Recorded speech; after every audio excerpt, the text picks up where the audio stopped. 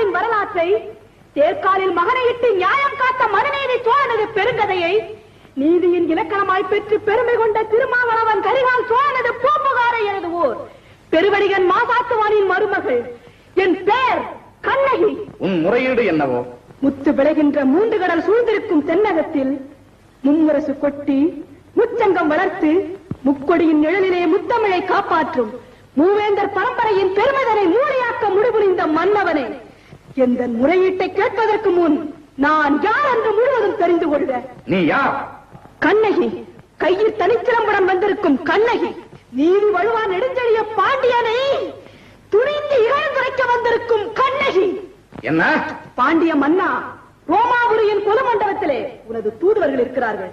இதோ பாண்டியத்து பேரவையிலே ரோமானியர்கள் வீரர்களாகவும் தூதுவர்களாகவும் வீற்றிருக்கிறார்கள். கடல் கடந்து கொடி கட்டி ஆளுகின்றாய். அந்த கொடிக்கம்பம் முறிந்து